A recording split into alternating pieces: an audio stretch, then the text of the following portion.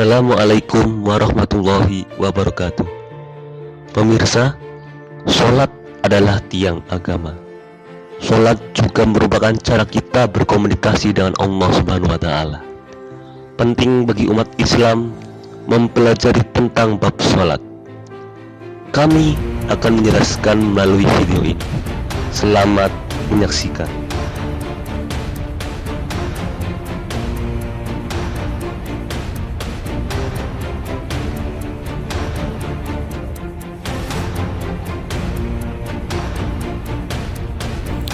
Sholat merupakan rukun Islam yang kedua setelah syahadat.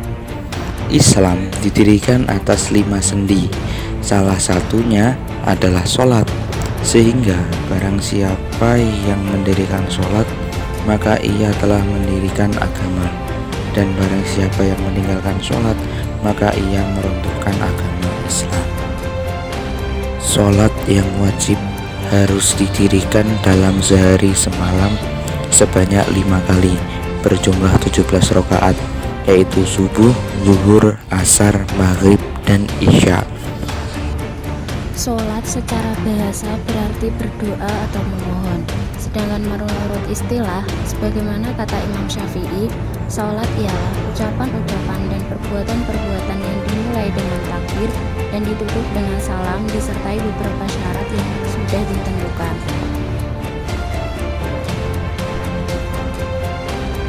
Sholat fardu telah ditentukan waktu-waktunya sesuai firman Allah yang artinya, sungguh sholat itu adalah kewajiban yang ditentukan waktunya atas orang-orang yang beriman.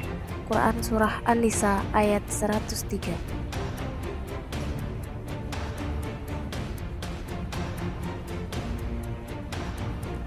Sholat memiliki beberapa syarat sah, diantaranya yaitu: pertama, syarat wajib sholat, beragama Islam, sudah akil baligh, berakal sehat. Kemudian syarat sah sholat yaitu suci dari hadas dan najis, menutup aurat dengan pakaian yang suci, melaksanakannya di tempat yang suci, mengetahui masuknya waktu sholat, dan menghadap kiblat.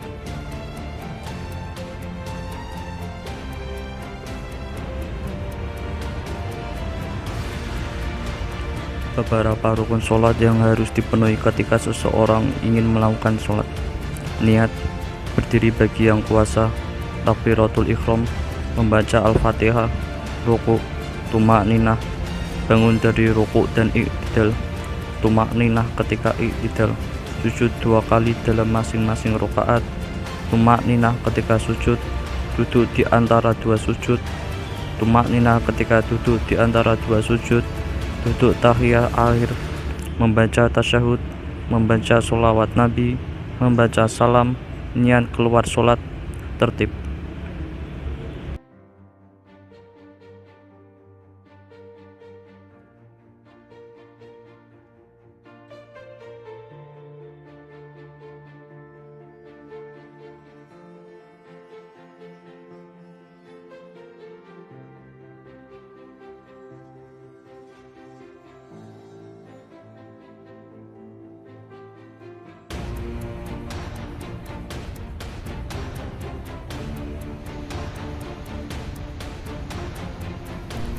Berikutnya yaitu sunnah-sunnah yang terdapat dalam sholat, yaitu mengangkat tangan ketika takbiratul ihram, selanjutnya mengangkat tangan ketika hendak ruku dan setelahnya, selanjutnya meletakkan tangan kanan di atas tangan kiri, lalu membaca doa tawajuh atau istiftah, lalu membaca ta'awud, kemudian menyaringkan suara pada waktu dan tempatnya, lalu melirihkan suara pada waktu dan tempatnya, membaca amin, yaitu setelah surat Al-Fatihah, membaca surat setelah surat Al-Fatihah, yaitu surat pendek, membaca takbir ketika gerak naik dan turun, membaca Sami Allahu liman hamidah Rabbana lakal hamdu ketika i'tidal, selanjutnya membaca tasbih ketika ruku dan sujud, selanjutnya meletakkan telapak tangan di atas paha ketika tahiyat, selanjutnya telapak tangan kiri dibuka dan telapak tangan kanan digenggam kecuali telunjuk, karena telunjuk digunakan untuk berisyarat ketika membaca tasyahud. Kemudian duduk iftirosh pada semua duduk dan duduk tawarruk pada duduk terakhir. Yang terakhir yaitu membaca salam yang kedua, yaitu setelah salam yang pertama. Perbedaan praktik sholat laki-laki dan perempuan. Praktik sholat laki-laki adalah seorang laki-laki meregangkan siku tangannya dari badannya, menjauhkan perutnya dari paha ketika rukuk dan sujud, menyaringkan suara pada waktu dan tempatnya. Apabila mengingatkan imam yang salah dengan mengucapkan tasbih, aurat laki-laki antara pusar dan perut. Praktik sholat perempuan adalah mendekatkan siku tangannya dengan yang lainnya, melirihkan suaranya di dekat laki-laki yang bukan mahram. Apabila imam melakukan kesalahan, makmum bertepuk tangan. Aurat perempuan merdeka itu seluruh tubuh kecuali muka dan telapak tangan, sedangkan aurat budak itu seperti auratnya laki-laki. Ada beberapa hal yang membatalkan sholat. Hal itu adalah berbicara dengan sengaja, gerak di luar sholat, berhadas, timbulnya najis, terbukanya aurat, merubah niat, dan merubah arah kiblat, makan, minum, dan tertawa terbahak-bahak. Jumlah bilangan rakaat sholat fardu sehari semalam dalam sholat di rumah atau bukan dalam perjalanan, kecuali pada hari Jumat itu ada 17 rakaat. Adapun pada hari Jumat, jumlah bilangannya ada 15 rakaat. Sedangkan jumlah bilangan rakaat sholat dalam keadaan bepergian dalam sehari bagi yang mengqashar ada 11 rakaat. Dalam 17 rakaat di atas terdapat ketentuan: 1. 34 sujud, 2. 94 takbir, 3. 9 tahiyat, 4. 10 salam, dan yang kelima adalah 153 bacaan tasbih.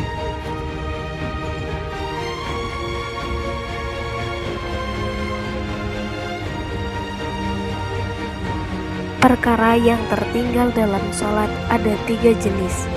Pertama, fardu, yaitu apabila tertinggal tidak bisa diganti dengan sujud sahwi. Tetapi apabila fardu yang tertinggal itu teringat dalam waktu dekat, maka harus sesegera mungkin mengerjakan fardu yang tertinggal itu, kemudian menyempurnakan perkara-perkara sholat yang belum dikerjakan. 2. Sunnah, yaitu apabila meninggalkan perkara sunnah, maka ia tidak boleh mengulang kembali sesudah mengerjakan yang fardu, tetapi hendaknya melakukan sujud sahwi. 3. Hayat, yaitu bagi orang yang sholat tidak boleh mengulang kembali apabila ia sudah tertinggal dan tidak perlu melakukan sujud sahwi, baik tertinggalnya itu dengan sengaja ataupun karena memang lupa. Apabila terdapat keraguan terhadap jumlah rakaat, maka lanjutkanlah sholat berdasarkan pada rakaat yang diyakini, yaitu jumlah rakaat yang paling sedikit, kemudian melakukan sujud sahwi. Sujud sahwi ini hukumnya sunnah. Tempat atau waktunya adalah sebelum salam.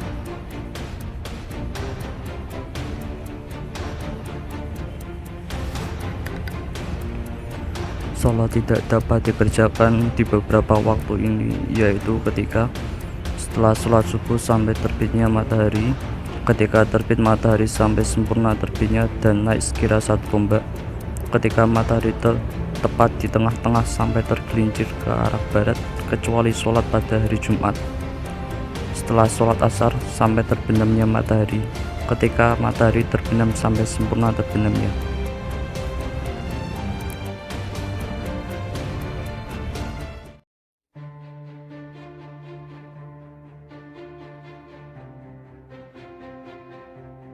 Sholat berjamaah hukumnya sunnah muakkad. Makmum wajib niat menjadi makmum, sedangkan imam tidak wajib niat menjadi imam. Orang yang merdeka boleh menjadi makmum seorang budak. Orang yang balik juga boleh menjadi makmum orang yang murahik, atau masa menjelang balik namun sudah mampu membedakan mana yang baik dan yang buruk. Tidak sah seorang laki-laki bermakmum kepada seorang perempuan. Begitu juga orang yang mampu membaca Al-Quran kepada orang yang tidak bisa membaca. Dimanapun posisinya di dalam masjid, seorang bermakmum kepada imam dan dia tahu sholatnya imam, maka sholatnya sah selama tidak lebih maju dari imam. Apabila imam sholat di luar masjid dan makmum berada di dekat imam, dia tahu sholatnya sang imam dan tidak ada penghalang, maka sholatnya sah.